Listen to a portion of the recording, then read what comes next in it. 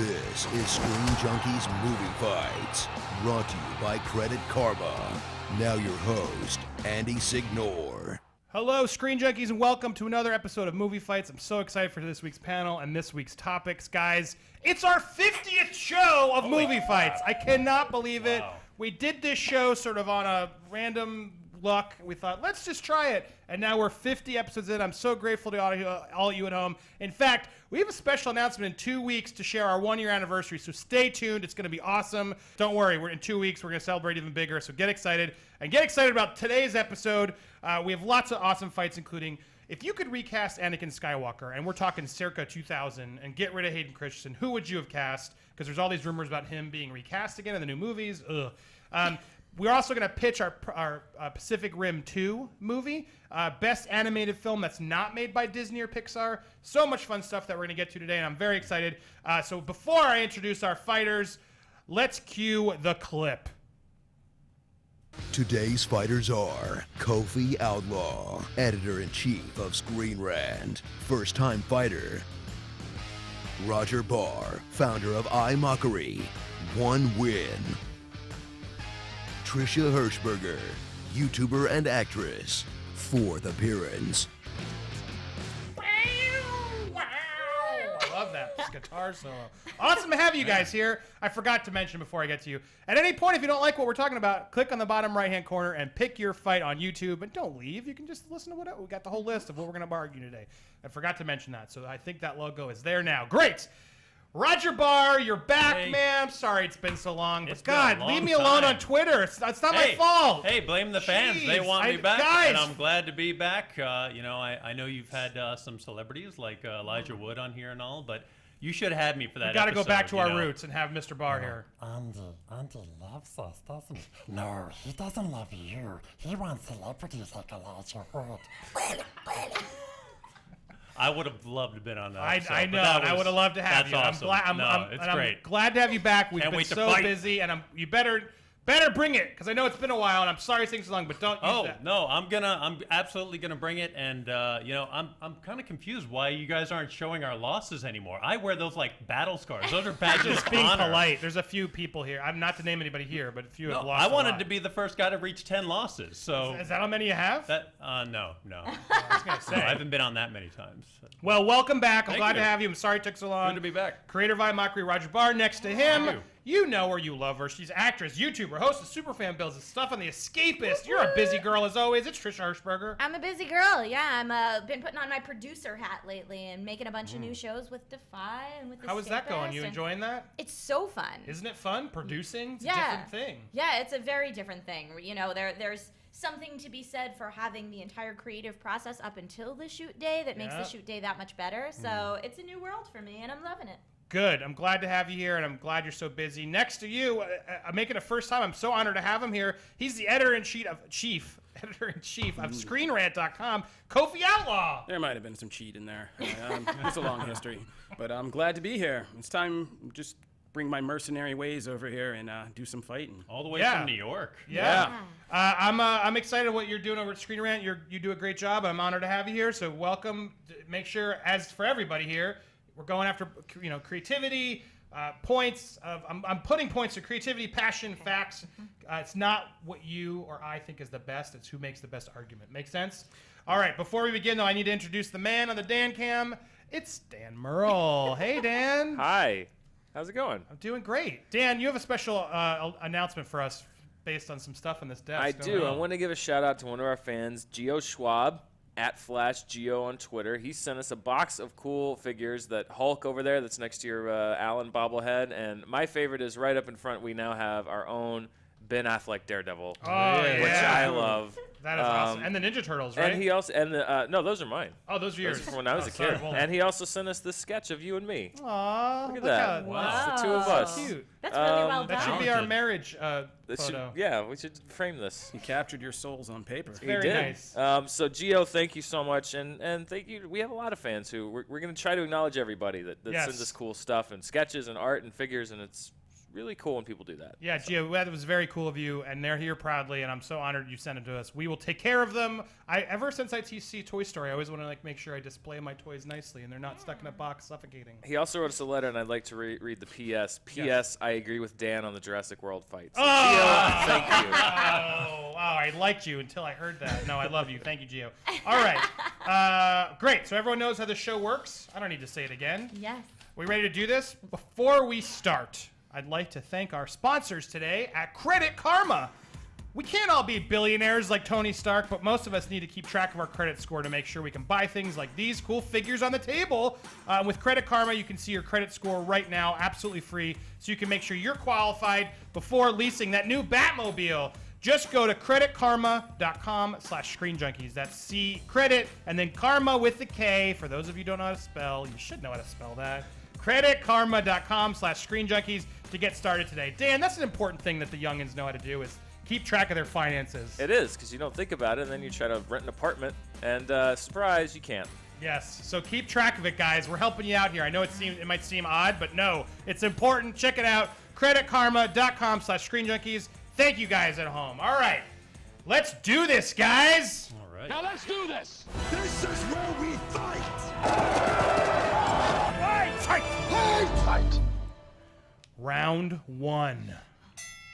Rumors have come out saying that Hayden Christensen is training for a cameo in Star Wars Episode 8? What? Please don't be true. Anyway, it seems that Anakin will appear in that movie. Guys, I've started a meme on my Twitter, by the way. Anytime I see an Anakin Skywalker figure in a store, I give it the finger and take a picture and post it on my Twitter, and now everyone does that. So if you see one at home, tweet at me at Signore and show me that you're giving Hayden Christensen the finger when you see that action figure, because I don't like that character. Some grudges never fade. Yeah, I'm just never going to let it up. Anyway, we can all agree he was the worst part of the trilogies, right? The prequel trilogies? Yeah. That and I the pen killed that them wrote them, all. yes. So, let's take this news story and do something fun. If you could go back in time and recast Anakin Skywalker in episodes 2 and 3, and now remember, we have to keep this in the year 2000-ish. Right, not an actor who's not up an and actor coming today, now. Right. who's someone back then that we could have recast and seen, and then been excited that he was coming back. Who would you have cast? And we're going to start with you, Roger. Who would be your Anakin Skywalker? My Anakin Skywalker would be Jake Gyllenhaal. He was an up-and-comer at the time. He doesn't have the pouty baby face that Hayden had or anything like that. And this is Darth Vader we're talking about here, like one of the all-time greatest movie villains, if not the greatest movie villain ever. And you can't have some pouty McDougal guy coming in who basically looks like just an angsty teen model to represent someone like Darth Vader. Jake Gyllenhaal, he was at the time, many of you saw him in Donnie Darko, and he was a troubled character. He pulled off incredibly well in the movie, and that kind of brought him into the limelight. And it's not a stretch to see him become like Donnie Darko. I could totally see that. And you did there? Yeah, there you go. He's not the angsty-looking teenage model. He's rough around the edges, and he's got some kind of darkness behind those eyes of his and stuff. And it's that kind of intimidating factor that you want to see for a young Darth Vader. Good choice, Trisha. Who are you picking? I'm picking Jonathan Rhys-Meyers, who most people know as Henry VIII in The Tudors or from Rush. I'm picking him because he is a real-life bad boy. I mean, you want someone who is able to pull off the love story, which we saw in Tudors. He's very sexy. He's very charming. He has that. He's likable enough to carry us before he goes dark. But I say he's a real-life bad boy because he actually got expelled from school when he was 16 years old. He is that real-life kind of dark, angsty, and I think that he would bring a lot of believability to that role. All right, good choices so far. Kofi, who are you bringing back from the grave? I'm saying Daniel Brohl. We saw him in movies like Rush, The Fifth Estate. He's going to be in Captain America, The Civil War.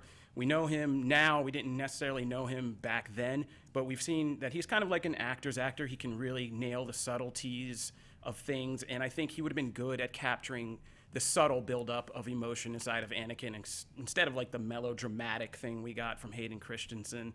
I don't think that was the way to go. I wanted somebody with a bit more subtlety because that's a slow burn descent into kind of evil type role you need. And you need somebody who can handle the subtleties of that. And I think he would have been perfect, and that would have been a great kind of U.S. exposure for him. I love all three of these. Let's fight, guys. Who's wrong here? These are good. Jake Gyllenhaal. That's totally. I mean, you just substituted Hayden Christensen's wooden stares for like a lemur-eyed stare from somebody. Like, they killed my mother, and he would just be staring into his sad blue eyes like Zodiac or something like that. Okay. And Well, I don't think Now, that would be good for that. All right, go ahead, Drew. I'm going to add to that. I love Jake Gyllenhaal, but I think that his evil that he plays, like we saw in Nightcrawler, was great, but I think it's got a real creep factor. And I don't know that creep factor evil is the type of evil we need for Vader. All right. Well, these two are easy to knock down. First off, Jake Gyllenhaal is by far the most versatile of both of these actors here that we're talking about today.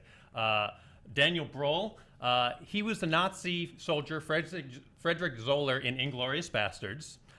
In 2010, he played a Nazi soldier once again in the movie *In Transit*. And guess what he's set to play in *Captain America*? Baron Zemo. Hydra. Yes, another Nazi. Hydra Great. soldier. The guy plays it safe all the time. He does not have that much range or anything. And again, he looks like he's got too much of that model face. He does not have that intimidating factor that you want in a young Darth Vader. And speaking of models, Jonathan Rhys-Meyer, this is a guy, he modeled for Club Monaco in 2001. He was the face of Versace men's autumn, winter, and spring collections, and he was the face of Hugo Boss's men's fragrance range. I don't want my Darth Vader representing a fragrance. Well, unless the fragrance is pure evil, and he cannot pull that off. I'm sorry. Jonathan Rhys-Meyer just cannot pull it off. Jake, we've seen him go through all these different kind of roles. He's struggled with obsession in Zodiac. He went through war in Jarhead. He's got the subtle twitches and unstoppable determination in Prisoners. Very subtle character, and it was a wonderfully done movie. We saw him get ripped and ragey in Southpaw. And, of course, we've seen him frail, but he is an incredibly scary sociopath in Nightcrawler, which was one of my favorite movies of 2014. So he has that range, and he can bring it as Darth Vader. All right, he knocks you guys down. I think Jake Gyllenhaal is a little bit too likable to be that much. I don't know. It would be hard for me to see him and think absolutely evil. Like I say, even when we see him in Nightcrawler, we get that creep factor, but he's still likable as much as he's creepy. So you want him to be unlikable like Hayden Christensen? Well, I just love that the logic for against my guy is he played a Nazi too many times, and so therefore he's unqualified to play a guy who becomes the ultimate galactic Nazi soldier. Totally unqualified. So can't handle that role. Jake Gyllenhaal's he's too animated. He would look like a cartoon villain, like if he was doing it like the dark side of the Force. It's so good, I can see why it's good, like he's just... That was not him in Nightcrawler, you know that, right? His eyes were like blown wide open does have for crazy most eyes. of that movie, like he got out of a pile of cocaine. He's got the for like awesome most crazy of that eyes, movie. yeah, and he'll gain the weight and lose the weight, whatever he needs to do for the role. He puts himself into those roles. You show me where Daniel Brühl has like transformed himself in any movie other than looking like typical Daniel Brühl. Niki Lauda? You want to put a hood on him? Yeah, do you have a response to that? Yeah, Niki Lauda in Rush. One of the most famous Formula One drivers, and who was like Not a very a Nazi eccentric, soldier. yeah, and a very eccentric personality that he really nailed in that movie. So, and had a burn face. You can't go wrong with that. Burn face acting, prosthetics. Prosthetics. Total That was him. Yeah, he burned his face. Okay, I've got two things to say. Against Daniel Brühl, I would like to remind us that we are talking about the year 2000. Let's go back to where everybody's careers were in the year 2000. Up until then, Daniel Brühl had only done soap operas. So we hadn't really seen that he has the chops, and I don't know that we'd be willing to put that faith in him for this type of role. No. Also, what I would like to say is in defense of Jonathan Rhys-Meyers, in 1998, he won a London Critics Circle Film Award for Best Newcomer, and that was for his acting, not his modeling. In which movie? That was for Velvet Goldmine. Okay, but the other problem with him, you're talking about him being... He was in Hedwig, too, right? Yeah. And he was also Elvis in the TV series Elvis. He was in the Dracula TV series that was canceled after one season as well. But look, the other problem with Jonathan Rhys-Meyers, you're talking about him being a bad boy. I guess you could say that, but he's more of a drunk boy. Like, they actually withheld his salary on Dracula because they were worried about him even showing up to set and stuff. Hey, everybody goes through some some tough times. Those kind of distractions. Anakin goes through some tough times. It's better to relive that on screen. You can't have those kind of distractions when you're filming one of the most important pop culture if we didn't characters. Give actors jobs because they were bad on the set, we would have no movies or TV shows. How often do we cast people? He couldn't even make it to the set sometimes. That's how worried they were about this guy. And they're so worried about him. He seems like a good guy, but he's got troubles. And How stuff. often do we cast people to bring a piece of their real life to the role? If we're talking about all of that loss and all of that anger that Anakin carries, Well, Darth better doesn't to do need to be it. sloshed. All right, That's really all I'm quick, saying. last 10 seconds, go. Jake Gyllenhaal, most versatile actor of the bunch by far. He can play evil. He can play things subtly, and he can really bring it to the screen. Trisha, final statement. I think in the year 2000, Jonathan Rhys-Meyers was 23 years old, and he was old enough to bring that weight and his life experience of already being expelled, already having troubles with his family, and like you brought up with alcoholism, having that weight to bring to the role, yet still looking young enough to play Anakin. Kofi, last thought. I don't think the fact that we didn't really know Daniel Brühl back then matters. I mean, did we really know Hayden Christensen back then? No. So I don't think that's not a like good- a But point. look how that turned out. Yeah. All right, calling it. Dan, any cleanup while I gather my notes? Jonathan Rhys-Meyers not in Hedwig and the Angry Inch. Oh, who was Yeah, that? I don't think so. I don't know. There were many people. I think But Terrence Stamp was in No, that. who wasn't played he? Hedwig, though? What Oh, his that was name? the John Cameron Mitchell who okay. did the Sorry. Or no, I'm who thinking did the of show. Priscilla, okay. Queen of the Desert. And yeah, I mean, there's some Jonathan Rhys-Meyers we can go into, but I'm just gonna steer clear. I'm steering clear. All right, based on the arguments, Roger, you started really strong. Trisha as well, but I think he knocked you down with the model stuff. That was really a good point of like, "Argh." So then I brought it back to you two, and I think Kofi really did come back really strong with his rebuttal. The fact that he's only played Nazi soldiers almost helps the case of playing Darth Vader. Thank you. And the eyes, creepy thing, I think, as great as he is, I don't know if he could do. I think their arguments were strong. Arguments were strong in these two. So that takes Roger out. Kofi gets the first point. Oh, beginner's luck. Let's not get too done. happy. Well done. Let's not Good get game. You gave everyone another pretty Darth Vader. I don't have my. Sorry, I'm making sure I have my scoreboard going. Okay. Let's be Dan, honest, help all me three that keep we my I'm- mentioned scoreboard were I'm going. on pretty it. Darth I'm on it. Vaders. They'd be better than Hayden either way. I could actually see Hayden like having a small cameo in the new movie and stuff. I could see Abrams you're doing wrong. that. I could see him doing it. Well, Like not as Darth Vader. no, not as Darth Vader. I don't know if not he as does. Darth Why don't we Vader. put the guy who played Jar Jar Binks in too? Then while we're at it, round two. Wouldn't surprise me if they did. That was really funny. The history of that is that guy was like on set when they were making that movie. Everyone's like, "You're gonna be the biggest star Really? ever!" And the Oh, guy who's playing God. Jar Jar, like, "Oh my God!" Has he So done he anything? like had the biggest head ever. Thinking this is gonna be the best gig I've ever had. And then Did he get work whoops. afterwards?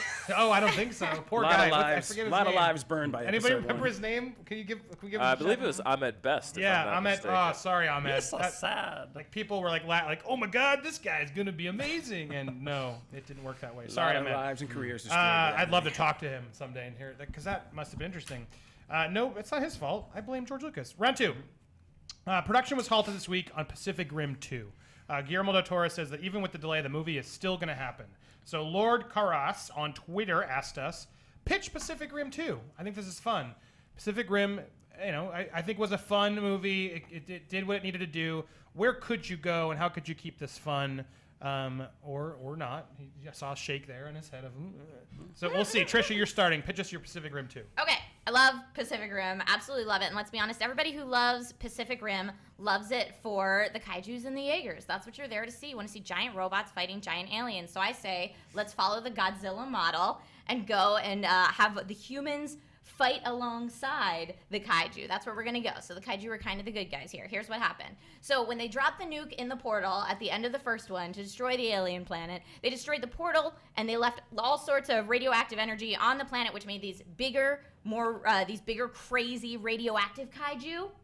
And the huge quake hits. It's California. Seattle floats off into the ocean. The huge quake hits, unleashing what we never knew was there, that underground there was another portal. Coming back in from the kaiju world is the original kaiju. Everyone freaks out. Oh no, the kaiju are back. Followed by an even larger radioactive, crazy-looking kaiju. And now the Jaegers, bigger, badder Jaegers, because it's the sequel, have to team up with the original kaiju to fight this new big bad enemy.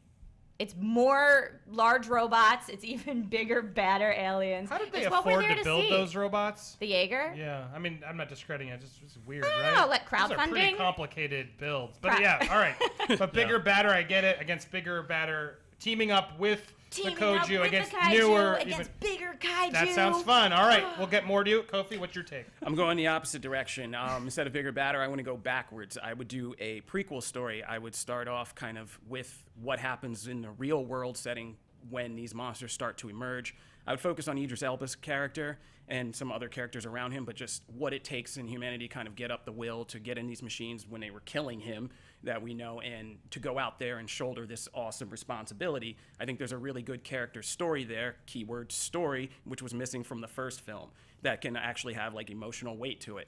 And I want some questions answered. Like, why do you build a wall, then build big robots with lasers and swords, but you don't put the lasers and swords in the wall to defend you? I want to know why. So maybe we can smooth some of that stuff out. But I think there's a good character story in there with Idris Elba's character, and I think we can earn that whole let's cancel the apocalypse speech and really bring resonance to that. And in true prequel fashion, drop something in there that we did not know before in the first film and possibly set up the third film.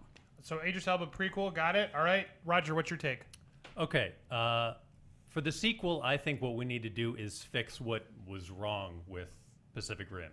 And to me, one of the biggest things was they made this incredible technology for these Jaegers, yet they hampered it by forcing two people to be mentally connected by some mental link, which is absolutely absurd to me. Which they make like, a big deal. Two Yes. people have to be, and then Exactly. two And if random strangers can do it. Right, and if one of them dies or whatever, then I guess the Jaeger has a stroke essentially, and it's useless. All this money put into these giant robots, and then you have a stroke Jaeger fighting a giant kaiju.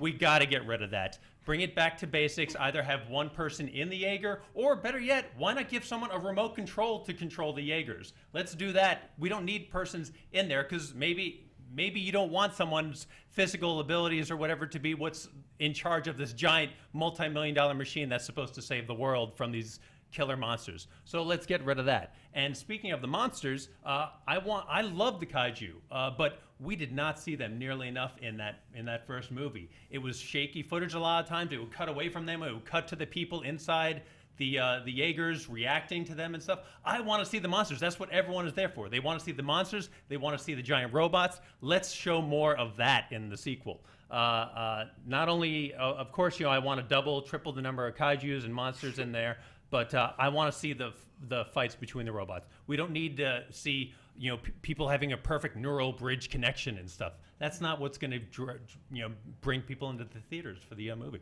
All right, and then do you have like a plot point? It's just bigger, better. Yeah, really I mean and adjusting as, from the silliness. As for the of plot, what I captain. wrote, it's simple: deadlier monsters, improved Jaegers, have them fight head to head.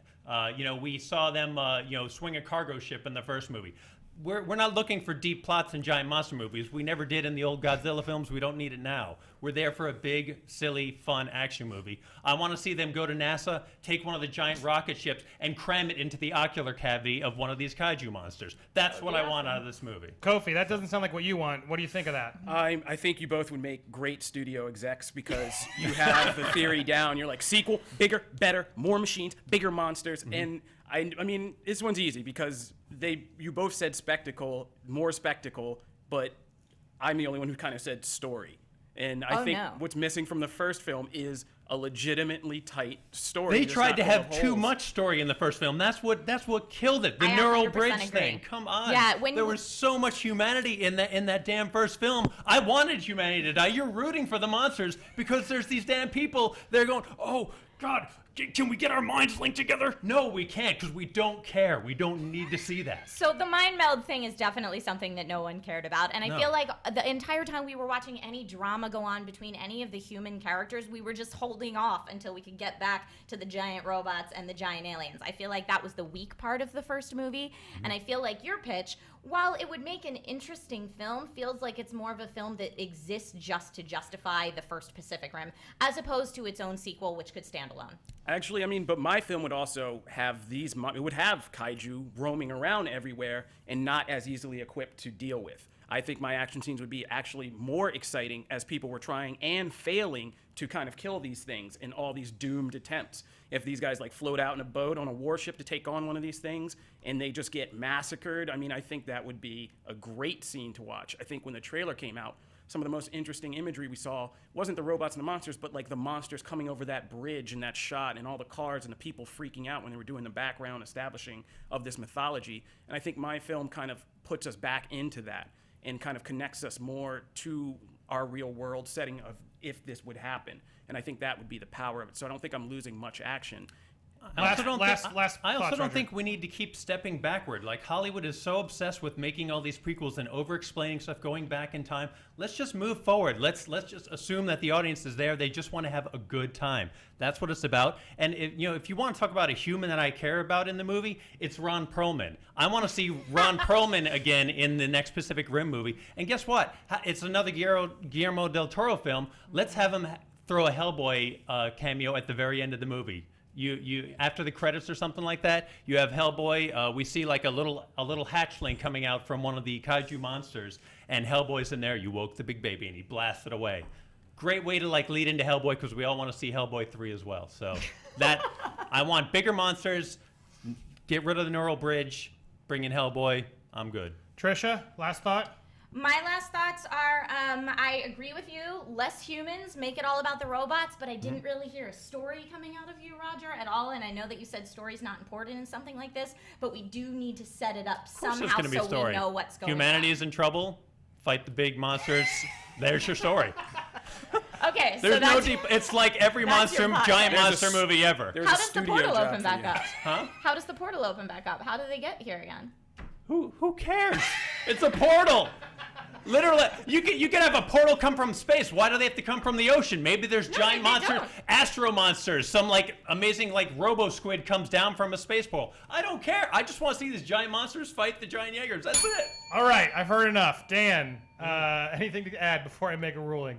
Just to add on to your thing of how much, it's a good question, how do they afford, because the estimated cost of the Striker Eureka, $100 billion. Right. And that's just one. That's a lot. I think that would was also actually- take like a decade to make, right? That's true. Well, I think that was part of the reason in the movie why they were shutting it down was because it was inefficient. I mean, Did they it's ever- bigger, more complicated than a spaceship. Did they ever say that? Yeah, but it's saving the world. Yeah. And they have like 15 of them. And what I love is how quickly they fixed the first one. Did they ever say that broken. like nuclear bombs or missiles never worked on these They monsters? did. Like why didn't Nuclear, they bomb, did. nuclear did. bombs did work, but it was just that Too destructive to the planet. collateral Right, damage right, of that right. is massive. Yeah. So that's why they So building a built, giant robot was, of giant course, robots. the only way. Yeah. Watch my movie, you'll see that. sort of sums up into what I think helps make my answer. Who does care? It's a movie about robots fighting aliens. If there's ever a movie we don't care, it's this one. And as much as I was kind of with you on needing the story, it kind of the story to doesn't. get them Less there. story and give me the dumb. I get what you're trying to do, but in all of the movies that just, I think you said it best, who cares? Just make me feel like a kid and, That's what it's there show for. me some Look at all the cool old Godzilla smashing flicks. Yeah, and you're not. keep it fun. Roger gets the point. All right. All right, round 3. This week, The Intern, starring Robert De Niro and Anne Hathaway, opens. So of course, that's what's going to finally make us ask best De Niro movie, right? Is The Intern? Of course. Intern? Of course. That movie looks so sad. But hey, whatever. I was going to say that's going to be his best movie, but But let's focus on the good De Niro. Maybe he's good. I'd like De Niro in that. I mean, I like that he's working and doing stuff. he so. deserves it. But anyway, sorry. The question He then on the has table in earned the honor right of The to do what he Intern, wants. Pablo Figueroa on Twitter asked us, what is the best Robert De Niro movie performance? This is a tough one. I mean, Very. there is a ton of them. And we're going to start with you, Kofi. Best De Niro performance. I'm trying to remember my answer. I think I said Heat for this one.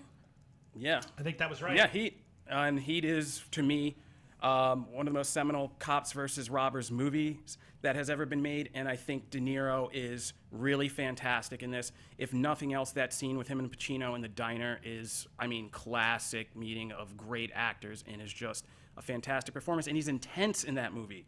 Like, he plays a high caliber thief better than pretty much any movie I think I can remember high caliber thieves being in. And the intensity of him, especially at the end with the Wayne Gross stuff and having to make that choice and go in the hotel like that, and the whole shootout scene with him and Pacino at the end, just classic cinema from Michael Mann that I wish we could get back these days. So for me, that's the one. So you'd see The Heat over The Intern? Yeah, every single minute of every single day, I will. Roger, you're up next. Best De Niro performance. I don't know if that's better than The Intern, man. Let's wait till let's judge it after we've seen the movie first. You talking to me, Andy? Are you talking to me? I think I was talking to you. Are you talking to me? I think I was. My choice is Robert De Niro as Travis Bickle from Taxi Driver, of course. There's a reason his character has been quoted countless times, and it's because it was perfectly executed. It was a very special role, and everyone knows it. It's the role of a war veteran turned taxi driver, and he's self-described as God's lonely man. And man, De Niro, he took us not just on a tour of Bickle's day-to-day life, but he brought us into this guy's mind. I mean, we were living inside his head throughout that entire film. I mean, you're holding your breath the entire movie as you watch this guy go further down into a downward spiral.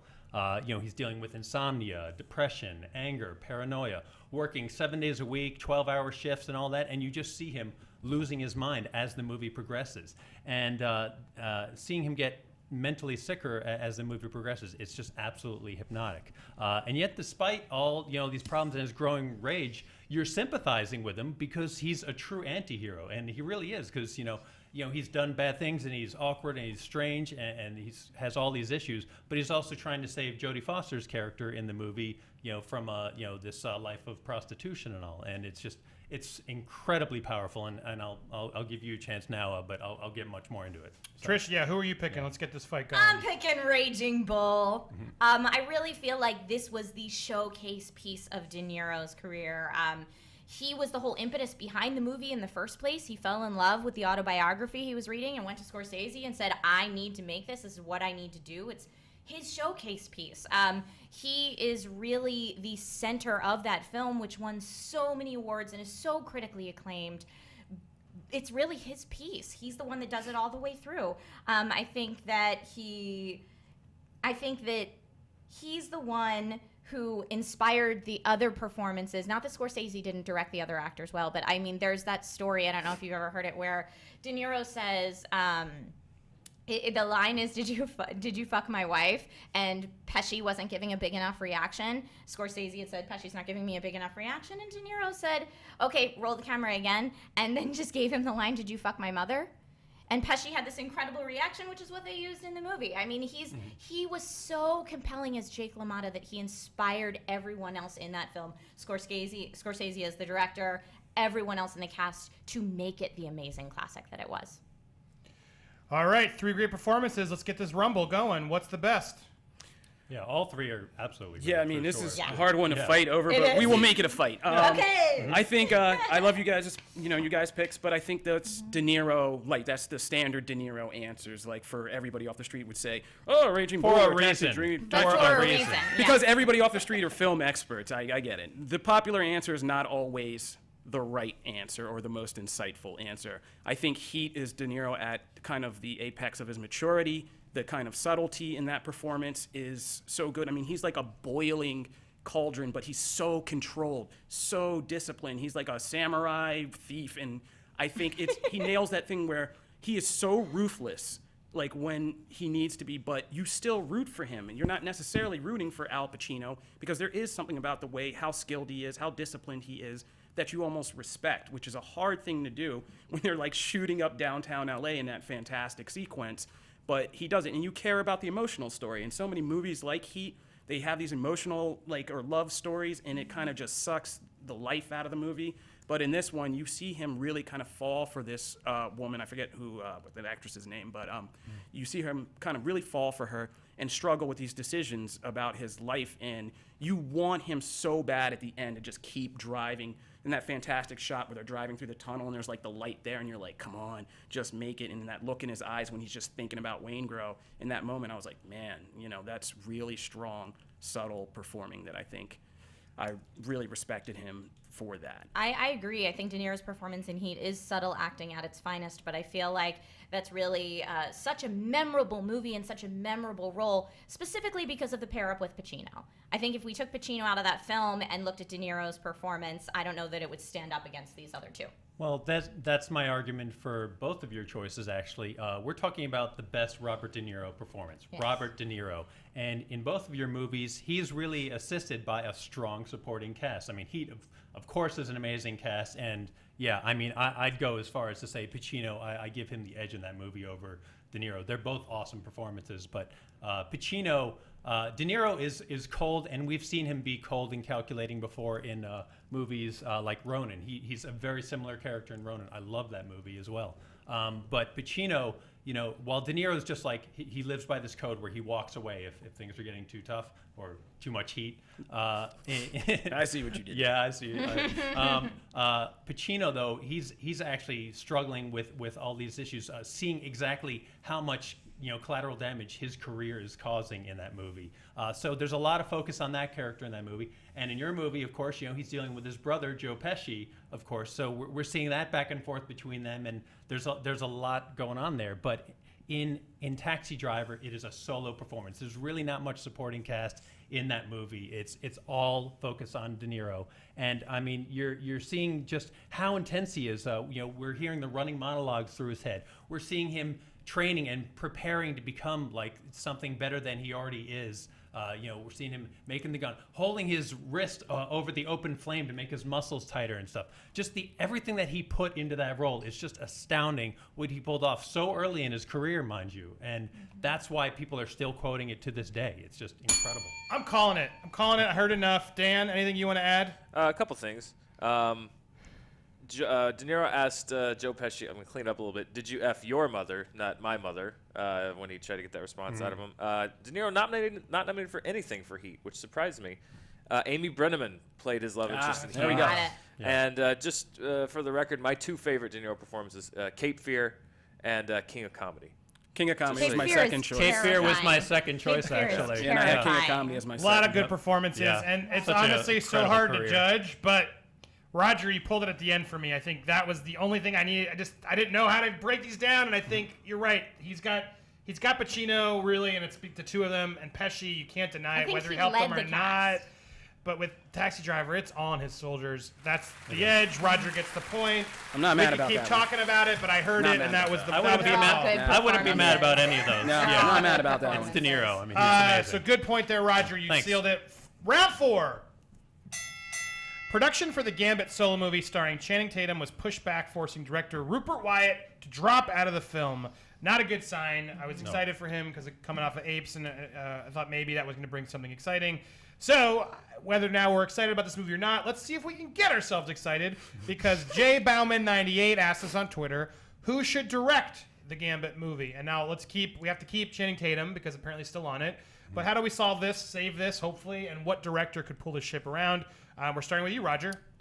Yeah, I mean, I haven't followed a lot of news on this movie, but I did hear about him dropping out, and I didn't have much interest in it from the beginning, especially with Tatum. I cannot see him playing the Raging Cajun. I can't see him pulling off a Cajun accent. It's just, I feel like it's going to be so ham-fisted. Maybe we'll all be surprised. Let's keep our fingers crossed. I mean, I always hope for the best. But that said, I also had very little interest in seeing Daredevil when it was coming to Netflix. I did not have high hopes for this, probably because of Mr. Affleck's outing there. But Drew Goddard should helm the new Gambit movie.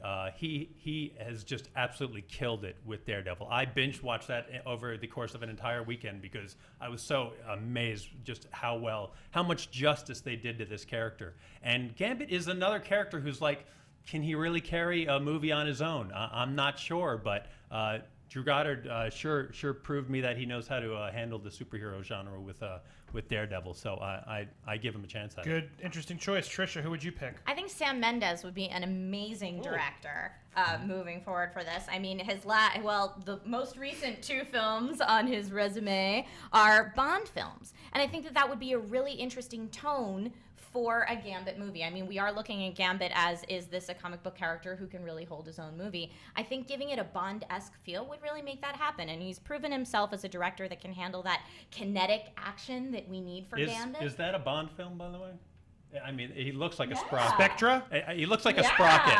Oh, come on. I want to see a Photoshop of that just says sprocket. Oh, come on. No, I mean, when we're looking at Gambit, we're looking at someone who's charged and constantly moving. We need that action to be up. We need it to be going. And I think that Sam Mendes could really pull that off. Kofi, who are you picking? I'm going with Matthew Vaughn. And the reason I'm going with Matthew Vaughn is Gambit is a character who exists. And, besides his mutant powers, his real power is his swagger, his charm. And I think you need a director who has equal amounts of swagger and style to really kind of flesh out this world. And after just looking at Matthew Vaughn, dipping back to something like Layer Cake, where we follow a whole crew of criminals in their criminal underworld, and he made that so stylish and slick. And I think that he could really bring the cool to something like Gambit. Even if Channing Tatum can't deliver it on his own, he can maybe corral that and create a world of thieves and assassins and essentially let this be Matthew Vaughn's mutant-powered heist film.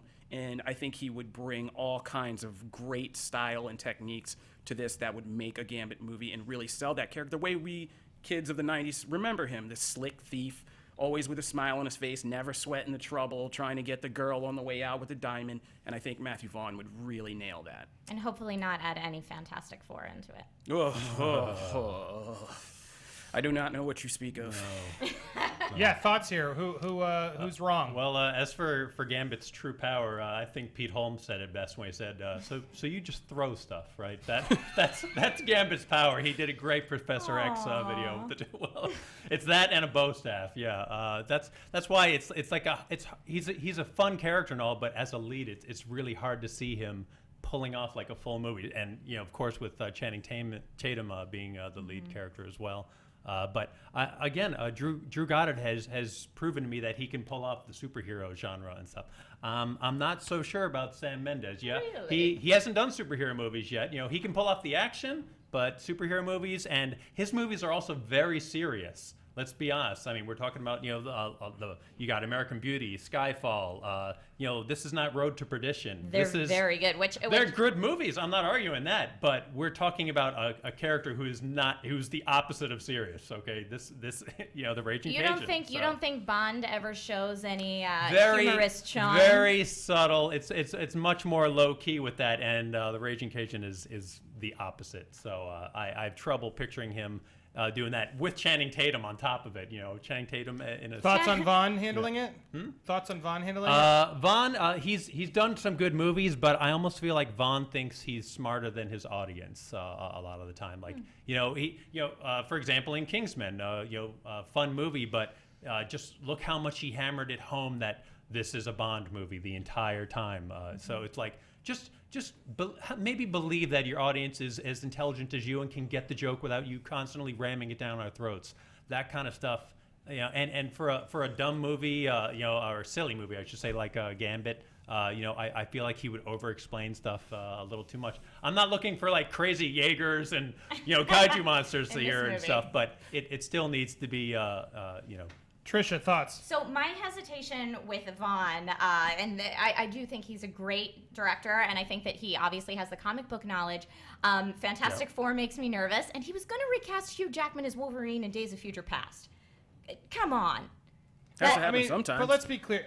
Do we really blame Vaughn for Fantastic Four? I mean, he didn't direct it. He produced it. Okay, and then on Christopher Nolan produced Man of Steel. I mean, are we blaming him for it? So if we're downplaying the producer's role, then I would also like to point out that Drew Goddard produces Daredevil, does not direct it. He has not directed one episode. He's the creative.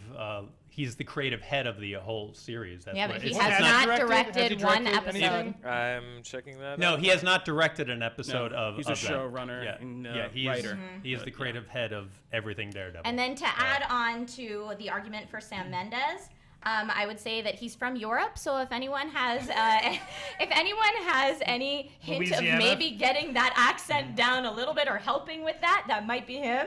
And then also I would add that his directorial debut was American Beauty. His second movie that he directed was Road to Perdition. This guy has been knocking it out of the park since he started. Why wouldn't we assume that he would knock Gambit out of the park? So wait, Europe and Louisiana are pretty far off. Well, the French accent. Yeah. All right, fair. All right. That's what I'm going with. That's a whole Creole. There are some angry Creoles out there I'm right now. I know, I'm it's sorry, not Creoles. French, it's Creole, I it's did New not do this. Orleans. I'm just saying he might have a You better stolen up shot some at bad it. jambalaya. He grew up in an area where he heard lots of different accents. He might have a better idea of what it should sound like. Put the voodoo Kofi, on her. not me. The last thought, Kofi. Oh, sorry, real quick. And I was just going to say one more thing. They did announce, and I always say her name wrong, Léa Seydoux. They did announce that she is playing opposite Gambit. Who is she? She is, she's playing Belladonna Boudreaux. But who is the actress? Has she done something we know? Yeah, she's in Spectra. Oh, okay. Yeah, Well, so I haven't he's seen that already yet. working with her. So Spectre. By the way, I do think Wolverine. I did that on purpose, but she followed me. I do think Spectre! It's Spectre, I know I it. always Leave me say- alone, audience. I do think it's Spectra. good Wolverine. Spelled like Spectra. Spectre. I have a friend who always says Spectra like that, so I've always said Spectra. I can't help Spectre. Spectre? it. Spectra. I feel like we should advertise Last a part, nothing called Kofi. Spectra. Just to kind of go back over this, I think Sam Mendes is like a cinephiles director. I don't need like extravagant visual iconography in a Gambit movie. I think he's overqualified a little bit for the job in terms of his style. I do want to see rose petals fall down onto Gambit, though. He's just smoking a cigarette or Yeah. something. And Goddard, I think Goddard is an inspired pick, but I don't think he has the experience. And I think right now, if we got him, we wouldn't get necessarily something unique. I think it would just be more of a studio film. Like Cabin in the Woods was anything but a studio film, and he was did very direct unique. that, and that generated so Yeah, much fandom because that movie went balls to the wall. It went insane. But especially talking about wrong the tone for over-the-top Gambit, ending. Cabin in the Woods. Yeah, and I think, I don't know, in the Fox... Daredevil and Cabin in the Woods, that's pretty good resume. I'm not for- including Daredevil yeah. because he's a producer. Because, Not I mean, either. doing something like Cabin in the Woods with your friend He's Josh the Whedon is series one creator. Oh, I get it. thing. Hold on, Jumping all into right, the, let's let yeah. Kofi finish. Yeah, go ahead. Like doing something like Cabin in the Woods with your friend is one thing, but jumping into the Fox superhero tentpole blockbuster universe machine is something way different. All right, Dan, anything to add before I call it? Okay, let me just clean up some Drew Goddard thing. Drew Goddard, yes, has a created by credit on Daredevil. He wrote 2 of the episodes. He left before the series even filmed to go do the Sinister Six. Maybe not the best move. Stephen S. DeKnight was the person that took over and was like physically there for the physical production of the show. Yep. So Drew Goddard involved in the development, but not actually there for the production. Got it. That's what I thought. Good clarification. Anything else, Dan? Nope, that's it. All right. Based on these arguments, I think they both got you on Mendes. Like, we love Mendes, but he is the cinephile. I don't know if this is the right world for him, and I think their opinions were right. So I apologize, Trisha. So then it came down to you two, and I just bought Kofi's pitch in the beginning really strong. The guy's getting the gem and getting the girl. Like he just had a better take for me, and I think the Goddard stuff is questionable. So Matthew Vaughn probably would kill it, and that's the type of thing we need. The World of Thieves, mutant heist film. Like that sounded fun. So Kofi gets the point. Yes. I blame Dan for that fact checking. Round 5. It's right, though. It's a good fact check. Round 5. Sony's Hotel Transylvania 2 opened. I'm sure we're all very excited. Adam Sandler and Selena Gomez are back. Every time I see an ad for it, I think it's Count Chocula. Have you That would've seen been the awesome. ad? Why did they It just looks do like that? him on the That would be a great billboard. movie. I would have seen Yeah. the Count Well, I Chocula brought movie. Blueberry with me. Frankenberry, yeah, They man. should have just I'm made that in. Hotel Transylvania. They had the characters. You're right. Yeah, totally looks like Anyway, That's I core thought I would have been synergy. excited, and the kids would have still gone. Wow. The shape of his mistake. face and everything, it totally looks like Chocula. All right. Well, here's a fun question. Because oftentimes when we talk about best animated movie, it's always Pixar, Disney. Let's take them out of the running. What's the best animated film not made by Disney or Pixar? And we're going to start with you, Trisha. Awesome. I'm going with The Prince of Egypt. It was a wonderfully crafted film wow. from Twist. start to finish. It was DreamWorks, but a wonderfully casted, not just casted, a wonderfully crafted film from start to finish. So let's take a look at the cast first. We've got an all-star, amazing cast: Val Kilmer, Sandra Bullock, Michelle Pfeiffer, Ralph Fiennes, Helen Mirren, Steve Martin, Martin Short, Jeff Goldblum, Danny Glover, Ralph Fiennes. Just an amazing cast. Then we've got a soundtrack that knocks it out of the park. The soundtrack written by multiple Tony winner Stephen Schwartz, who I love as a musical theater buff. It's like Whitney Houston and Celine Dion. Whitney Houston and Mariah Carey actually made "When You Believe," the big song off that soundtrack, became a huge pop hit on the radio. The music was written so well, and the art style is absolutely gorgeous. The art style was crafted in different ways for the Egyptians versus the Hebrews, so you could tell the people apart. And the Egyptian art style was made more angular to mimic the Egyptian architecture of the time. Like, just such a smart and well done film. And I also want to add that as a theology nerd, it's really fun because they brought together world leaders from many different faiths to consult on this film to make sure that it was accurate in supporting many different theologies. Didn't know you were a theology nerd. I am a theology nerd. Oh, wow. All right, good. Deep pick. I don't know This what is like a that gets twist high five. ending over here. Kofi, what's your pick? My pick, I mean, you guys did leave the door open with DreamWorks, so I picked Kung Fu Panda. I used to teach school in inner city New York, and I used to use this film as a teaching tool. I mean, it is one of the most brilliantly written films. It's so tight, and the more you watch it, the tighter it gets. It's an excellent Zen Buddhist parable about life and perspective and character. Just some highlights, just this whole thing that kind of really hit home with me. I mean, it was so resonant, the whole there is no special ingredient to being, special, just believing in yourself. But more than that, the thing I love about that movie is you see this kind of bumbling character. It seems like such a cheesy concept on paper, and we all saw the first ad, and we were like, Kung Fu Panda? This is where we're at? And you put this unlikely, bumbling Jack Black character in there, and he just bumbles through the movie doing comedic relief. But if you watch the movie at the end, the fight that he has with this, with Tai Lung, and everything he does in that fight to win that fight is every single mistake he made in the movie. Every time he fell on the flame cart, he uses, like, with the fireworks, he uses that at the end to blast the guy. The stuff with the noodles, he uses to, kick his ass. I mean, everything. So that the whole thing that, Master Ule said, there is no mistakes. And everything this guy does, all the comedic relief comes back around and is this fundamental lessons he needs to get over this great challenge in the movie. It's brilliant. And like I said, just it's a thing that, like, it just blows a philosophical bomb up in my mind, and I'm like, whoa. And it's like Jack a kid's Black film. as a Kung Fu Panda. Yeah, could you pull wouldn't it think. off, It's the most unlikely thing, but it's such a well-written, thematically tight movie. And great action. Like, when I saw that on a Saturday morning with a theater full of kids, and I was like, oh my God, like, great action sequences and martial arts sequences. So I really do love that film, if you can't tell. So that's still the best one up there. That's not Disney. Wow, and two picks I wouldn't have called, but very good choices. Roger. I'd be worried about those picks if it wasn't for You got the touch! You got the power! Yeah! Transformers the movie. Absolutely. Ugh. Yes, the original animated movie from 1986. Ooh. This was an incredible movie. It is the reason everyone hates the Michael Bay Transformers movies, because we grew up with this amazing Transformers animated movie that everyone went insane over. All right, so first off, every good versus evil story needs a killer antagonist. And what is a better antagonist than a giant robot that nourishes itself by eating other planets? I'm talking about Unicron. We see it eat other planets, and it goes into terrifying detail doing this. This was the animated version of the Death Star, essentially, destroying Alderaan.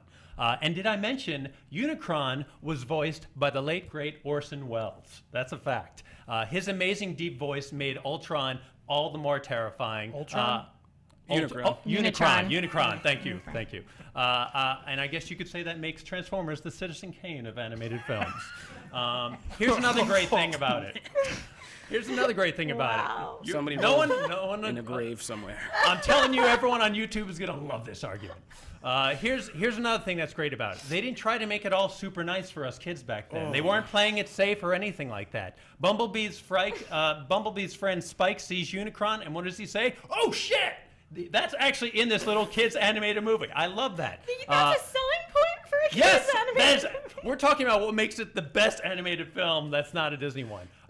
They didn't cut profanity from the film. They trusted us kids, and talk about trusting us to handle adult situations. We saw the death of Optimus Prime in this movie, the death of one of the most beloved hero animated characters of our youth. And that took some balls. I mean, this was the main character behind a big toy line, behind all the cartoons and everything. And, seeing Optimus Prime die, the color drained from him, we kids learned an important lesson about dealing with death. and it showed a lot of emotion in a movie about fighting robots and stuff. You're cracking up. But when my pet hermit when my pet hermit crab died a month later, I handled it like an adult because that's what Optimus Prime would have wanted, and it's all because of that. So, and speaking of Prime, his fight with Megatron, did you guys know that robots can sweat? They actually sweat in this movie. You like see oil? Sweat. No, like actual sweat. Like washer fluid? Yeah, like there's like tears and sweat. It's amazing. Dan, will There's you look and so see much. how did they sweat? Yeah.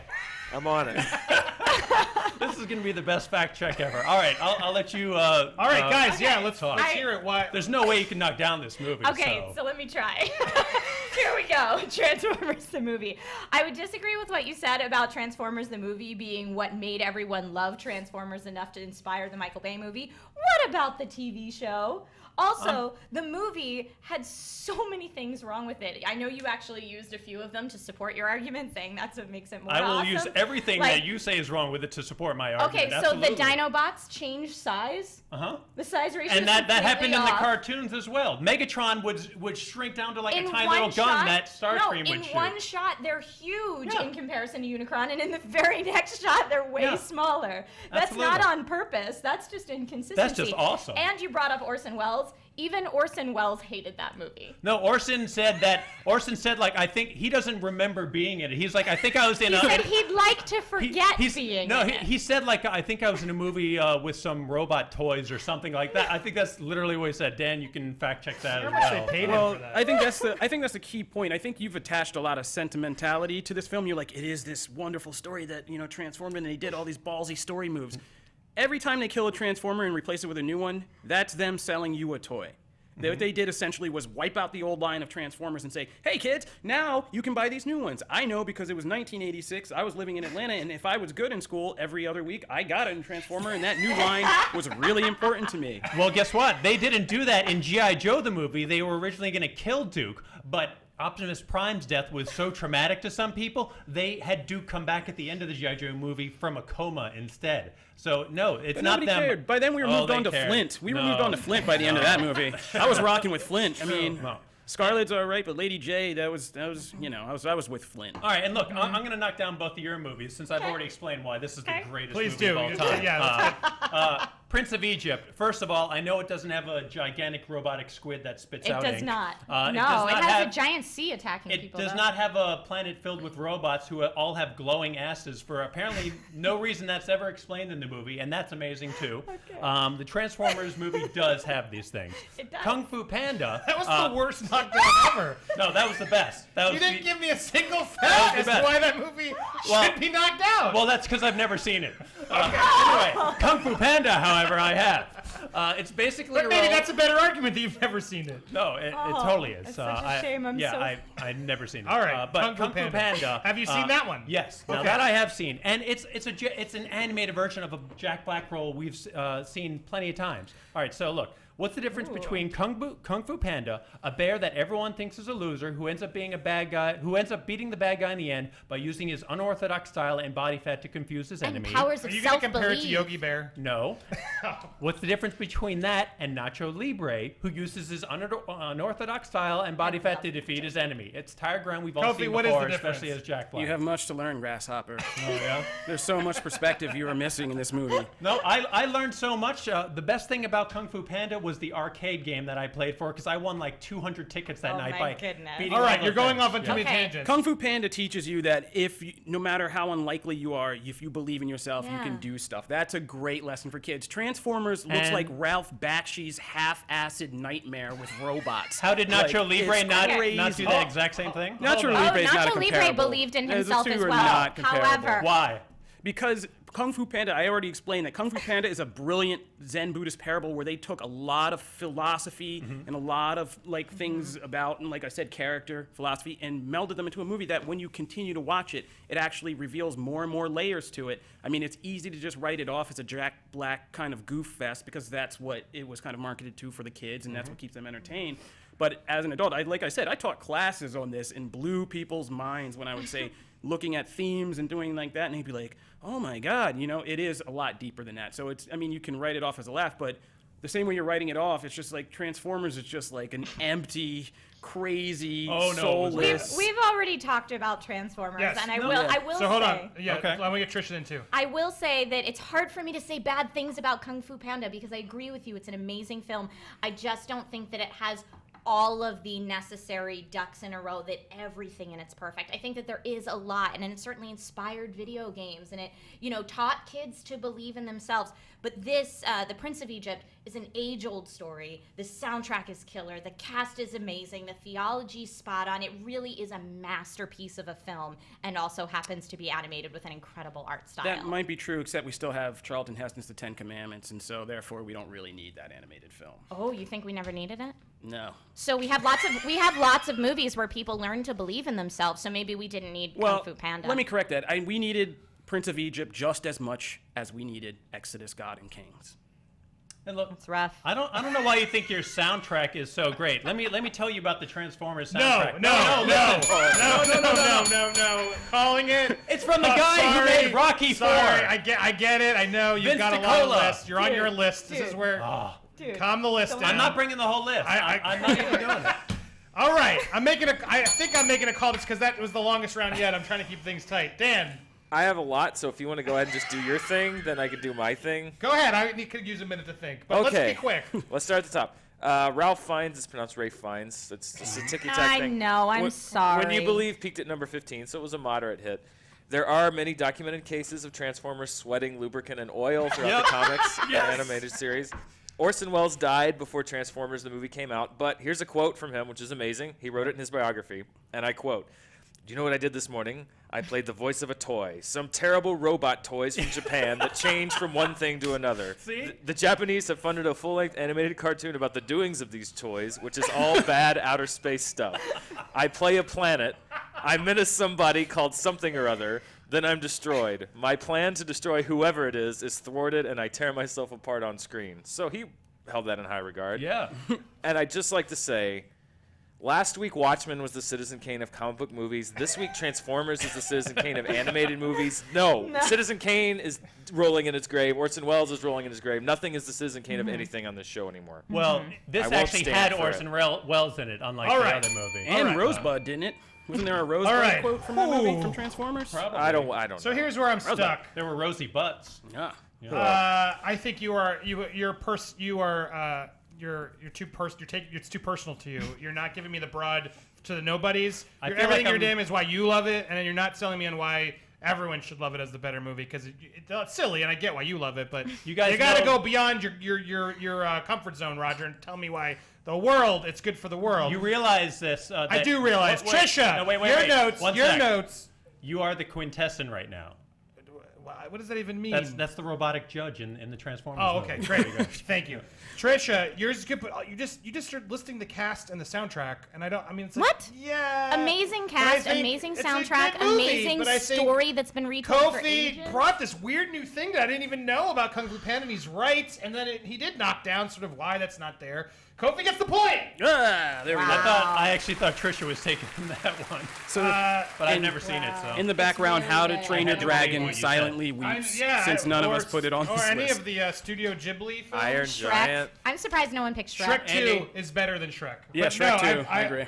Excited. I Bob, love your we- excitement. Bob Weep Ninny Grog. Well, my Six. my second answer was everything Miyazaki, or if I don't want No to one butcher picked his it. name. Yeah, I didn't think those choices. Anyway, Miyazaki. You can butcher any name you want. I said episode Ralph Fiennes. round 6. I did that too in a critics meeting. It was Since terrible. this marks our 50th episode of Movie Fights, in honor, we wanted to ask this question. Jack Gibbons asked on Twitter, Jack Gibbons 15, what movie in the top 50 of IMDb's top 25 movies shouldn't be in the list?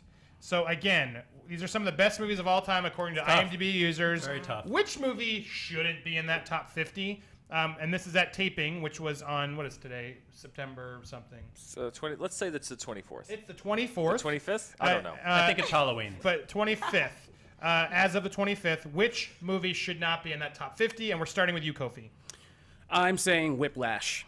Whiplash Whoa. should not be in the top Wow. 50. Too soon. You have movies like Alien sitting outside of this. You know what I'm saying? Like, that's crazy to me. Whiplash, good little film about music school, and it was a very good contender. but it's too soon. It's so soon to be saying that that's one of the top 50 best films while you have Alien sitting outside of that. All right, let's just hear quickly all of them. Roger, what's your pick? So you don't want us to like? Well, just give us. say We're one? gonna get to more of an Real Okay, quick. I'm give me a going quick with one. The Departed. Okay. Not Scorsese's best film. Okay, and then Trisha. I'm going Interstellar. I can't believe that's in the top 50. Okay, now back around. Just knowing everyone's thoughts. Why is yours worse than theirs? Why is mine worse than theirs? To be in the top 20, top 50 of all best movies.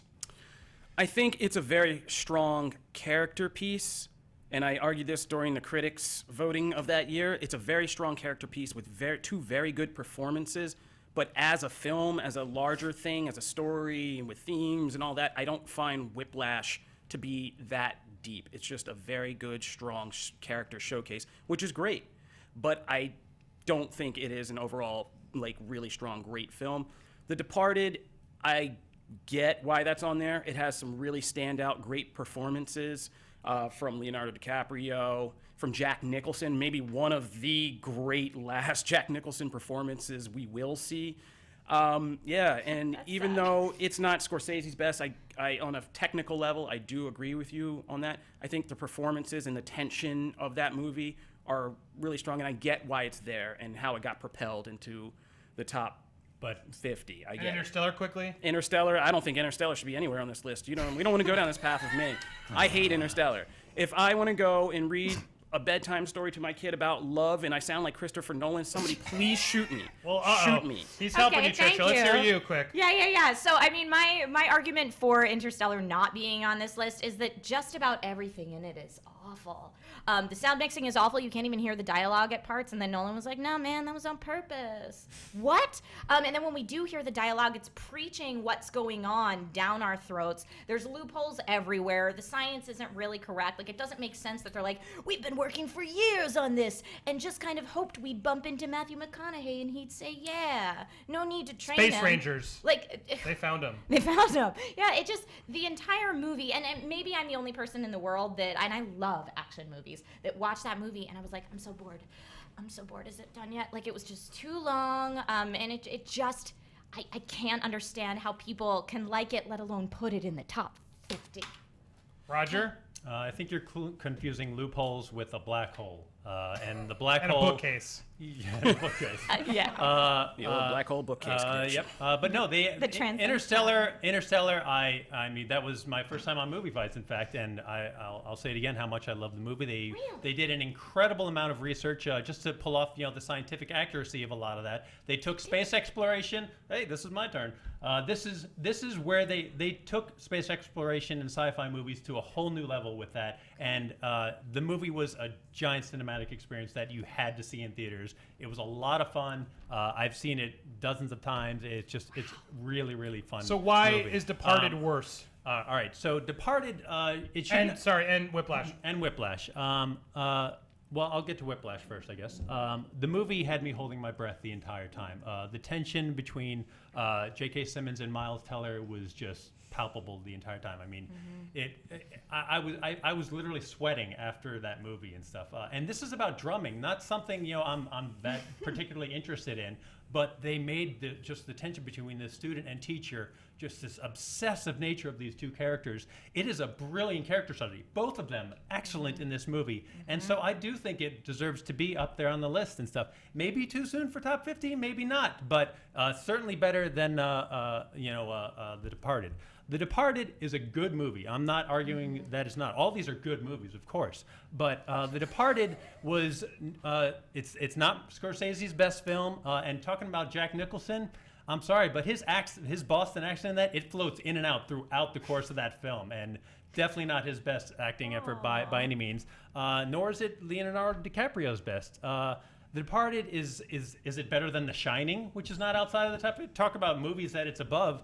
No, it is not better than The Shining. It's not better than Scorsese's other films. It's not better than Amelie. It's not better. So than hold on. It's not better. Yeah, I don't. You're all sort of doing it. You're about, but that does nothing to do with his argument. You can only focus on why these three Which of these three should not be in the top 50? Okay, well, The Departed won the Oscar for Scorsese for the first time, right? Great movie. Okay, but everyone who was asked about it, if you talk to them, they felt like it was giving him a Lifetime Achievement Award rather than an award for the movie. It was an award for a lesser film because he'd been snubbed 6 times previously. So All right, it's just not that good. Final point. Okay, Tricia, yes? I would like to say when it comes to Whiplash, yes, I think that it was a great character study of those two performances, and I think it's a movie that ultimately makes you question, do the means justify the ends, and what is good and what is evil, and in such a way that you're thinking about it for days afterwards. And so I have to say that I think that even though it is very soon, I think that that's a very strong film, and if we're going to use the very soon argument, we can use that same argument for Interstellar. And then why not Departed? Why is Departed better great? than Interstellar? It's funny because you say anyone you talk to will say that it's not that great of a film and that the Oscar was even really look a it up Lifetime online. Achievement Award. Even look it up online, though. There are millions of people who absolutely adore Departed. We've got great Again, actors, these are Leonardo 3 good DiCaprio, movies. John Nicholson. We've got great directors, Scorsese, and it won an Oscar. I don't think we can look at it and say it's a bad film. I think out of these 3 films, which one universally can most people look at and say that's not a great film? Interstellar. Well, don't forget, just because a film gets an Oscar, that doesn't mean it's No, it doesn't. But if you take a look at reviews, these are all good films, but and I would say they're not all good All films. right, got Kofi, thoughts? I'm gonna say that Whiplash is the lowest one because I think that cinematically it's not as tight as the other two. Departed, for whatever you want to say about it, is still cinematic. I mean, Scorsese cinematically is so tight, and that movie is. There's so much visual storytelling going on with the X's over people's heads before they're going to die, and other kind of thematic things that run through that. In Interstellar, as much as I don't like the emotion and the story, I agree with you that cinematically, like on the big screen, incredible. that was like an achievement in people, the practical effects for the space travel and all that. I mean, going to the movie and getting that experience visually, I think you got from Interstellar, so I can see why the visuals will put it in there. But Whiplash is just, like I said, it's Whiplash a character is thing. unique. It's a unique story, unlike these others. Dan, anything to add? I've never wanted to jump across the table and fight more. No, me too, but we gotta stay out of that. Scorsese has Goodfellas on the list at 17. Christopher Nolan has, I'm going to try to be neutral. Christopher Nolan has 3 movies in the top 50 besides Interstellar, and The Prestige is number 51. Prestige is definitely... All right, I enjoyed Prestige. Did you like Prestige? I think this question just made all of us die a little bit. It did. Based on the arguments, I think Tricia did a really good job knocking the other 2 out. I think it was very close, but I think Whiplash, they got you. You were close with the argument back to her about the cinematicness, but I think they both pointed out to you why Whiplash is a good, strong character study, and I think that's stronger than the cinematic when we're talking about overall films. So, Tricia, you got on the board, Thank you. Sadly it doesn't matter It because does not Kofi matter. and Roger are moving into the speed round. That's okay. Which this was a fun episode. Wow, you guys all brought it. It's time for the speed round. But before we do the speed round, I need to thank our friends once again at Credit Karma. Waiting for that cue, JT. Waiting for that cue. I actually use Credit Karma. There it is. Guys, did you know that the rebellion was able to beat the Empire because they knew their credit score? Well, it's true. And Credit Karma lets you look at your credit score right now for free. Go to creditkarma.com/screenjunkies to check out your credit score. And Dan, that's, as we said, it's an important... That's very important. Credit with a C, karma with a K. It's very important. Please support our sponsors at Credit Karma. We can't do the show without our wonderful sponsors, and we appreciate Credit Karma. creditkarma.com/screenjunkies. All right. It's time to get into the speed round. Guys, you know the rules here. This is a chance for 5 more points, and you're doing quick answers. 15 What's the seconds current on the score? clock. Are we... You are at 2, Roger. Kofi's at 3. Okay. This is a way for win 5 more points. You will each get 15 seconds, and I'm just now automatically adding... sir. After your 15 seconds, you get 5 more seconds just so we can make sure everyone got their points across.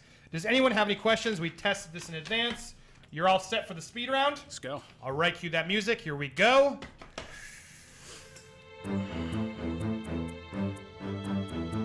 All right, there. That's a little. There. Thank you. It's a little bit better.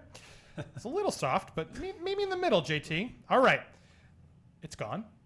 Okay. Who number 1 without the music? Because I don't know what's happening. Oh, There we there go. it goes. Thank you. All right, let's keep it there. Who would be the best? Let's say we're remaking a movie. Roger and Kofi, sorry. We're remaking a movie. Who would be the best director for it? And that movie is Gremlins. Drew Goddard. All right. Drew Goddard. Oh my God, that was gonna be my pick actually. Jesus.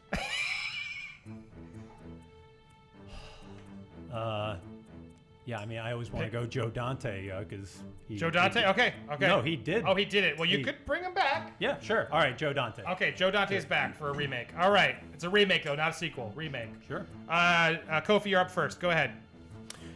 Drew Goddard, because Cabin in the Woods, like you said, I mean, it just took things and kind of played with the horror genre and flipped it on his head, and I think he would be a good one to kind of take the elements I liked about Gremlins 2, which was some of the expansive stuff they did, and really still flip it and make Gremlins into something that could speak to today. Go ahead. Joe Dante created Gremlins. He knows Gremlins. He is Gremlins. This is the guy who brought us these and made us love them. I know he wants to do another one. He could totally reboot the story and do it with all the modern technology and everything. He would make a killer Gremlins movie. 5-second rebuttal, Kofi. I don't know if it's proven that he would be able to make a killer movie now with Gremlins, so I can't support that. 5 seconds, Roger. He could absolutely make one, and I'd love to see him bring back the old animatronics and stuff, which made Gremlins so much fun instead of CGI from Goddard. Time's up. I'm leaning on. This is actually tougher. I'm going to activate Dan and Tricia, but I'm going to announce mine first. I think I'm going to go with Roger, actually. Dan, based on the arguments? Based on the arguments, talking about the expansiveness, I'm leaning Kofi. Okay, Tricia? I was on the Goddard train until you brought up the CGI versus animatronics, and then I would pick Roger. That's what made me sway to Roger. Roger gets the first point. We are tied. Good morning, guys. Okay. Number 2. Both of these movies are playing on cable. Which one should we watch? Doom or Resident Evil? Resident Evil. Kofi's got Doom. You got Resident Evil. All right, Roger. 15 seconds. Go ahead. Both pretty bad movies, but the first Resident Evil is definitely the best in the series. Doom was sad. Doom just did not work. At least Resident Evil has Mila Jovovich, and she did a good job in the character. So. Kofi, Doom. I mean, these are both movies you watch to laugh at, not take seriously, and I think I get more laughs out of Doom than Resident Evil. Anything else? No, that's it. More laughs. And Dwayne "The Rock" Johnson. Why not? Ooh, got that in under the wire. That's good. 5-second rebuttal, Roger. I'll take Mila over Dwayne "The Rock" Johnson anytime. And again, there's plenty of laughs in Resident Evil when you see someone get sliced and diced. Last 5 seconds. Like I said, I think Doom is one of those things you get your friends over, you crack some beers, and every time something stupid happens, take a drink. You hate your friends. All right, Dan. This one's tough, but I got opinion. Dan, let's activate the whole team. What do you think? Based on the arguments? You both acknowledge that they were bad movies. Yep. So that leads me toward Kofi's argument that Doom is more fun.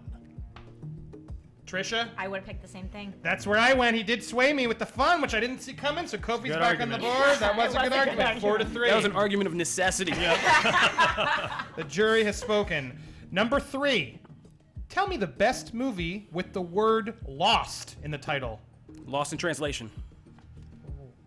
City of the Lost Children. Okay, Lost in Translation. Kofi, you're up first. 15 seconds. Go.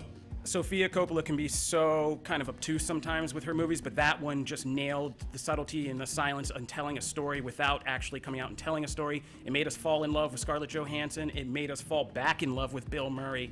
And I just remember seeing that in the theater and when the lights came up and everybody was touched. Roger. City of the Lost Children is an incredibly unique tale. It's from the brilliant director who also created Delicatessen. It's just a brilliant movie. There's nothing more unique than City of the Lost Children. Lost in Translation, great. All right, so we're seeing Hollywood stars struggling in Japan. 5-second rebuttal, Kofi. I didn't see City of the Lost Children, so I can't rebuttal it, but I can sing the praises of Lost in Translation. 5-second rebuttal. I did see Lost in Translation, and I don't feel pity for Hollywood stars who are booked in a beautiful hotel in Japan and have to feel their struggles. Sorry. All right. Based on those arguments, I only heard it was brilliant, and I didn't hear enough reasons why. I got to go with Lost in Translation. That Dan, I agree. Trisha, Yeah. Okay, unified. We're all there. Great. That means Kofi is at 5. Roger's at 3. You need to get both of these, Roger, to instill a tie. Am I correct? That is correct. Pressure. It's happened before. Yep. Which movie game show would you rather participate in? Running Man or The Hunger Games? Running Man.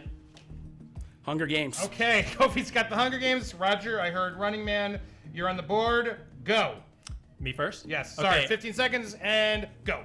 All right, Running Man, I just want to fight those characters. I'd rather fight them than a bunch of whiny teenagers. I mean, Dynamo, come on, you have this operatic singer shooting lasers and flames everywhere. That is a fun thing. Plus, you get to win a game show. Awesome.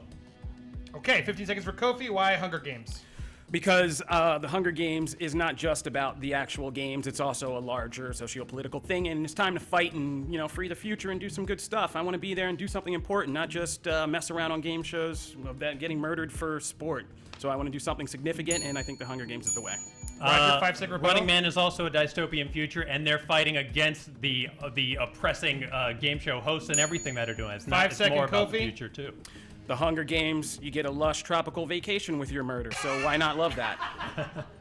Oh, Trisha, I'm going to activate to you first. Thoughts based on the arguments? Hunger Games, the lush future is different, or the lush vacation is different every year. It's a different place that they're fighting every year. And I have to say, you sold me on, Roger, you sold me on the exciting lightning bolt The fighting. fun, Dan? The fun fighting. I also go with Roger. I also go with Roger. We're all there, so Roger's back in. This is- Spectacle. Or Spectre. This means one more, Spectacle. Roger, and we instill a final tiebreaker. Here we go. Number 5. Best movie starring Kevin Bacon. Flatliners. Ooh. Was he in? He was Yes. in Flatliners. Yes, Flatliners. Right? Was he? Yes. Kiefer Sutherland. Kiefer Sutherland and Kevin Bacon. Yep, And Flatliners. Julie Roberts. Yes. Okay. Are we talking like Best official movie starring starring Kevin Bacon. Like he's the lead? 5 seconds. Come on. Friday the 13th. Okay. And Kofi, you're up first with Flatliners. Go. If you were in the 90s, you saw Flatliners, and you knew about how scary it could be trying to go and touch death and having it come back. I mean, that is a ghost story that still freaks us out to this day, and I haven't seen too many horror movies copy it or do anything quite like that since then, and thank God it hasn't been rebooted. Friday the 13th, 15 Friday the seconds. 13th has been copied a million times because it's iconic. It's the classic horror movie that everyone loved, and seeing Kevin Bacon impaled in that it was a terrifying moment. Brilliant piece of special effects work as well. They've done documentaries all about that. 5-second rebuttal, Kofi. Friday the 13th is just basic slasher stuff. Flatliners gets into psychological terror, trauma from your past, all that stuff. It really widens the gap for that. It wasn't basic slasher stuff. It was basically what started that whole genre. That and Halloween, those kind of movies, that brought all that up. That's why there's so many copycats. All right. Dan, based on the arguments, I think I'm leaning away, but I just want to see where you two go. Roger. Roger. Trisha? I can't believe you both went horror. I would say Roger. Yeah, I got to go on the iconicness. It did. You tried to say it copied it, but it started it. So Roger got it for me as well. That means we got to go to a tiebreaker. I'm trying to keep the show tight, and of course I can't. Never. I'm terrible. I almost went with Footloose, but now I'm glad I didn't. All right. Tie-breaking question. Are we ready? Who would win in a fight? Peter Jackson's King Kong or Roland Emmerich's Godzilla? Godzilla. King Kong. Okay, I got Roland Emmerich's God. Oh, you said King Kong? No, Oh, you said Godzilla. you got Roland Emmerich's Godzilla and Peter Jackson's King Kong. Roger's first with Godzilla. Just open up King Kong's mouth and barf a bunch of flames right down his throat, and King Kong is dead. King Kong cannot survive fire. He's made of fur. He's gonna catch on fire like the second Godzilla breathes on him. Godzilla has scales. He can't even be killed by guns and bullets and stuff, which kills King Kong. 15 seconds for Kofi. Roland Emmerich's Godzilla is so fake the Japanese disown him. Number one, he's just Zilla now. Number two, King Kong kicked the ass of 3 dinosaurs in the jungle using feet and hands. Oh, how do you dinosaurs. ignore that? He can take one big one. He's got dexterity. He can hop on that. All right, fucker's back 5-second and split rebuttal. Godzilla towers over above of any dinosaur that ever existed. This is skyscraper size. King Kong climbs skyscrapers. All right, Godzilla would that's crush it. him. There's a reason that dinosaurs and lizards aren't here and apes are still here. They got the thumbs. King Kong can fuck that guy up. Wow, that was a fun one to end on. I'm going to show my cards. I think Kofi did really well on that. The T-Rex one was great. I want to see if you guys agree. Dan? Yeah, I agree. Trisha? I think Godzilla would win. Okay, based on the argument, but Dan and I picked King Kong. That means Kofi, you are a winner. You made me That was a good laugh. fight. It was a good fight. That was a good The fight. opposable thumb is everything. Like, that's the evolutionary thing that's everything. Wow, that was funny. All right, congratulations. A newcomer takes it. That's rare on the show. Congrats, Kofi. Thank you you. for coming. It was Thank you all for coming. Hard competition. That was Hard a tough competition. one, as I always say. What did you guys think? Make sure to tell us in the comments below who you want to see on this show, what topics you want us to fight. Hit us up on Twitter. I'd like to thank each of my wonderful guests. Roger Barr at iMockery, welcome back. Great to be I'm back. Sorry, I don't know why it took so long. You are fantastic. Anything you'd like to plug? Absolutely, yeah. Follow me on Twitter. It's at IMOCKERY. I'm doing my 2 months of Halloween celebration right now on imockery.com.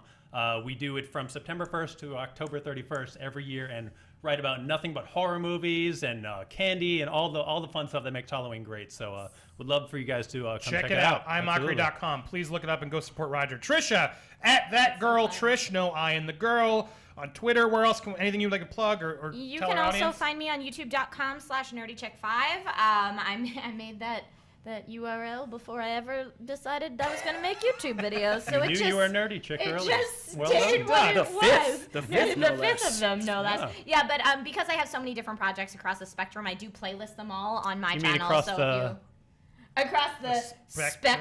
specter. Trust. Yes, but I also wanted to say, good game, gentlemen. You both Well argued done, you super too. confidently. And you're leaving me that's- hanging. Oh my god. I'm happy to be up here with you both. This is an No, honor. you were fantastic, You all rocked three it. of you. And I got to introduce Kofi Outlaw at PPNKOF on Twitter, correct? Yeah. Anything you'd like to plug? Screen Rant, right? If you haven't yelled at me on Screen Rant and told me how much you hate me yet, then just come along and do so. I need that. I need Fuels that. you, right? Yeah, it does. I'm you're gonna love like the a Sith comments on Lord. this show, I'm like then. a Sith Lord. Your hate fuels me, so I need it. Oh, I know how that is. And on the Dan Cam, with some amazing facts today. At Murrell Dan. How you doing, Dan? I'm Thank good. you for that Orson Welles fact check. My friend. Hey, made my I do day. what I can. Yeah, at Murrell Dan on Twitter. Breaking news. We have a new cameo in the Ghostbusters movie. Sigourney Weaver. Oh. Nice. And no one was God, shocked. people just need to spoil everything. It's There Paul can't be Feig. surprises. Paul Feig did it. Well, no, I heard he did it because it was because about to get spoiled. There were so many paparazzi on the set. He said that's you why can't I keep did it. secrets. God, Yeah. we suck as a society. We cannot keep things secret. I don't know how Star Wars is doing it. Kudos to them. Yeah. All right. Please follow me on Twitter and Instagram at Andy Signore. Tell us what you thought. Thanks missed again. you, Have a Roger. wonderful I miss Sunday. you too. Bye-bye. Every podcast we put on YouTube comes with this kick-ass graphic listing all the topics your favorite Screen Junkies podcasters are talking about. If you click the topics, you can skip around and choose your own podcast battle royale. Go ahead, try them all. If you haven't already, subscribe to Screen Junkies on YouTube to join us for future fights. Or if you prefer to listen on iTunes, click the logo to download an audio version.